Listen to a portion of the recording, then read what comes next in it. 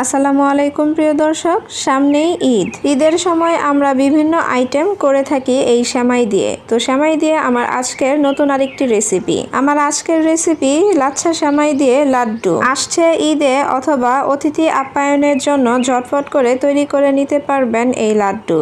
এটি অল্প উপকরণে আর অল্প সময়ের মধ্যেই খুব সহজে তৈরি করে নিতে পারবেন। এর জন্য আপনাকে আমার এই ভিডিওটি প্রথম থেকে শেষ পর্যন্ত দেখতে হবে। তো এখানে আমি 1 প্যাকেট লাচ্ছা সেমাই নিয়ে নিয়েছি। এর মধ্যে যে বড় দানাগুলো সেগুলোকে এখন আমি ভেঙে একদম ছোট করে নেব। এমনিতেই এগুলো ছোট, তারপরে বড় দানাগুলো একটু ভেঙে নিয়েছি। চুলায় একটা প্যান বসিয়ে দিয়ে এতে 2 চামচ পরিমাণ দিয়ে দিলাম ঘি। ঘিয়ের পরিবর্তে বাটার দিয়েও এটা তৈরি করে নিতে পারেন। দিয়ে দিচ্ছি 3 টুকরা দারুচিনি, 3 টুকরা এলাচ। এলাচের মাথাগুলোকে ফাটিয়ে দিবেন, এতে করে এলাচের যে সুঘ্রাণ সেটা বেরিয়ে আসবে। সাথে দিয়ে দিচ্ছি কিছু ড্রাই ফ্রুটস। এখানে আমি কাঠবাদাম আর পেস্তা বাদাম কুচি করে কেটে নিয়েছি। এখন এটাকে 1 থেকে 2 মিনিট ভেজে নিতে হবে। চুলার আঁচ মিডিয়াম টু লো এর মাঝামাঝি রেখে এই বাদামগুলোকে ভেজে নিতে হবে। যখন বাদামগুলো হালকা ভাজা হয়ে যাবে তখন এর মধ্যে অ্যাড করে দিতে হবে সেমাই, দিয়ে এটাকেও কিছুক্ষণ ভেজে নিতে হবে। আর চুলার আঁচ বরাবরই লো টু মিডিয়ামের মাঝামাঝি রেখে এটাকে রান্না করে নিতে হবে। তো আমি এই সেমাইটাকে 4 থেকে 5 মিনিট ভেজে নিয়েছি। এখন এই পর্যায়ে অ্যাড করে দিব চিনি। এখানে মিষ্টি যে যেমন খেতে পছন্দ করেন সে অনুযায়ী চিনিটা অ্যাড করে দিবেন। তো আমি এখানে 1/2 কাপ পরিমাণ চিনি অ্যাড করে দিচ্ছি। আমার কাছে 1 প্যাকেট সেমাইয়ের জন্য 1/2 কাপ চিনি পারফেক্ট মনে হয়েছে। আপনারা বেশি মিষ্টি খেতে পছন্দ করলে তাহলে আরও 1 থেকে 2 চামচ বাড়িয়ে দিতে পারেন, আর কম মিষ্টি খেতে পছন্দ করলে আরও 1 থেকে 2 চামচ চিনি কম দিতে পারেন। দিয়ে এই সেমাইয়ের সাথে চিনিটাকে খুব ভালোভাবে মিশিয়ে নিতে হবে।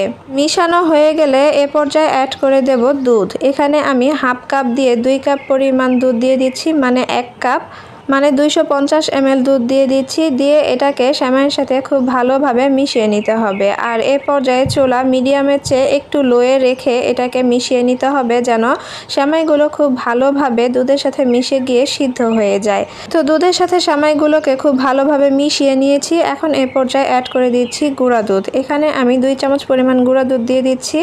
আপনারা খেতে না চাইলে স্কিপ করতে পারেন, তবে দিলে কিন্তু মাওয়ার একটা যে ফ্লেভার সেটা পাওয়া যায়।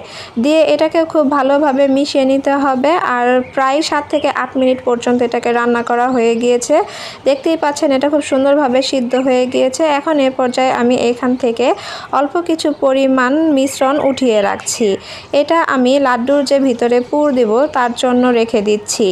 চাইলে আপনারা যে কোনো 1 কালার দিয়ে তৈরি করে নিতে পারেন, তবে আমি 2 কালারের তৈরি করব, তাই এখানে আমি বাকিটার মধ্যে 1/2 চামচ অরেঞ্জ ফুড কালার দিয়ে দিচ্ছি। দিয়ে এটাকে খুব ভালোভাবে মিশিয়ে নিতে হবে। তবে এ পর্যায়ে রংটা মিশানো খুবই ডিফিকাল্ট হয়ে যায়। চাইলে আপনারা যখন দুধটা দিবেন দুধের সাথে রংটা গুলিয়ে তারপরে এই সেমাইয়ের মধ্যে দিয়ে দিলে রংটা সুন্দরভাবে মিশানো হয়ে যাবে। তো এটাকে আমি মিশিয়ে নিয়েছি, দেখতে পাচ্ছেন খুব সুন্দরভাবে মিশানো হয়ে গিয়েছে। এখন এ পর্যায়ে আমি নামিয়ে ঠান্ডা করে নিচ্ছি। আর ঠান্ডা হয়ে গেলে এখন আমি এটাকে লাড্ডু শেপ দিয়ে নেব। এর জন্য এই অরেঞ্জ কালারের থেকে অল্প কিছু মিশ্রণ নিয়ে একটু চ্যাপ্টা করে নিয়ে এই সাদা অংশের মিশ্রণটাকে অল্প একটু ভিতরে দিয়ে তারপরে আবার একটু গোল করে চেপে 2 হাত দিয়ে একটু চাপ দিয়ে সুন্দরভাবে লাড্ডু শেপ দিয়ে নিলেই এটা তৈরি হয়ে যাবে। দেখতেই পাচ্ছেন আমি খুব সুন্দরভাবে এটাকে তৈরি করে নিয়েছি। একটু খেয়াল করলেই আপনারা বুঝতে পারবেন একটা লাড্ডু তৈরি হয়ে গিয়েছে। এখন আমি একটা প্লেটে রেখে দিচ্ছি। আপনাদের সুবিধার্থে আমি আরেকটা তৈরি করে দেখেছি। এই অরেঞ্জ কালার থেকে অল্প একটু মিশ্রণ নিয়ে তারপরে এই সাদা অংশ থেকে অল্প একটু নিয়ে ভিতরে পুর দিয়ে এটাকে ফোল্ড করে তারপরে গোল করে চাপ দিয়ে নিলেই সুন্দরভাবে লাড্ডু তৈরি হয়ে যাবে। চাইলে এভাবেই পরিবেশন করতে পারেন, তবে আরেকটু আকর্ষণ বাড়ানোর জন্য আমি এখানে গুঁড়া দুধ দিয়ে কোট করে নিচ্ছি। গুঁড়া দুধের পরিবর্তে চাইলে আপনারা শুকনো নারকেলের গুঁড়া দিয়েও এটাকে কোট করে নিতে পারেন। আর এভাবে করে আমি সবগুলো লাড্ডুকে এখন কোট করে নিচ্ছি। কোট করে তারপরে আমি আপনাদেরকে দেখিয়ে দিচ্ছি। আর তৈরি হয়ে গেল সেমাইয়ের লাড্ডু। আমি আপনাদেরকে একটা ভেঙে দেখাচ্ছি ভিতরে কতটা সফট হয়েছে। দেখতেই পাচ্ছেন এটা ভিতরে কতটা সুন্দর লাগছে আর একদম সফট সিদ্ধ হয়ে গিয়েছে। আশা করছি আমার আজকের রেসিপিটিও আপনাদের কাছে ভালো লেগেছে। ভালো লেগে থাকলে প্লিজ একটি লাইক দিয়ে দেবেন, আর আমার চ্যানেলে নতুন হলে চ্যানেলটি সাবস্ক্রাইব করে পাশে থাকবেন। সবাই ভালো থাকবেন। আল্লাহ হাফেজ।